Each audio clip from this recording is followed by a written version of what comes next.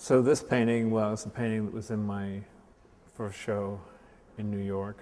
It's called the Dylan painting because I had told Dylan I wanted to make a painting for him so that put it out into the world to help his career. But by the time I got this painting finished, he was like very, very famous.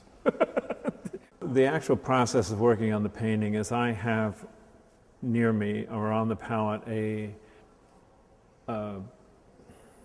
hot plate, and in a double boiler I have a mixture of 1 part turpentine to 4 parts, or 4 parts turpentine to 1 part beeswax melted, and they melt together, and then I mix the color in oil and then add this mixture. I dip my brush into the mixture, mix it into the paint to liquefy it, put it on the canvas.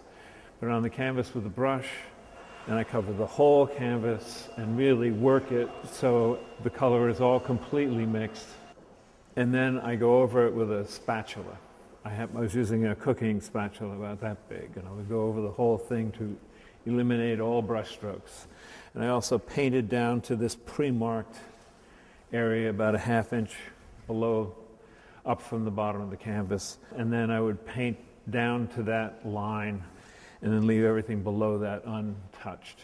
So it was sort of a history of the painting, or the history of the making of the painting.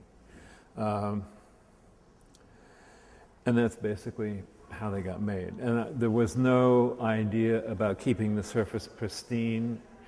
I wanted to show the hand, that it was handmade, so there were spatula marks, there were scratches in it from where paint had hardened and was in the mixture and scraped through to the layer below, and that didn't bother me at all. But I worked the surface. It was like a field, like painting a field painting.